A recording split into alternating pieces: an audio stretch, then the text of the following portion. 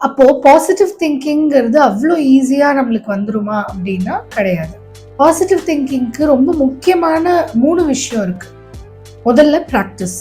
Positive thinking கண்டிப்பா உடனே வராது. அதுக்கு நிறைய பிராக்டிஸ் தேவை. எவ்வளோக்கு எவ்வளோ நம்ம பிராக்டிஸ் பண்றோமோ அவ்வளோக்கு அவ்வளோ நம்மளால பாசிட்டிவா இருக்க ட்ரை பண்ண முடியும். 2வது பொறுமை, பேஷன்ஸ் ரொம்ப ரொம்ப முக்கியம்.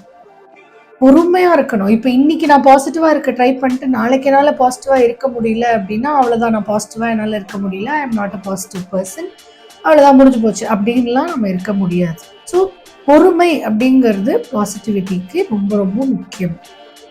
நம்பர் 3 விடாமுயற்சி, பர்சிஸ்டன்ஸ்ன்னு சொல்லுவோம். ரொம்ப முக்கியங்க அது. பொறுமையாகவும் இருப்போம், ப்ராக்டிஸும் பண்ணுவோம். அப்பயும் நம்மளால அந்த ஃபுல் பாசிட்டிவிட்டி நம்மளால அட்டைன் பண்ண முடியாது. அந்த மாதிரி சமயங்கள்ல நமக்கு விடாமுயற்சி ரொம்ப தேவை.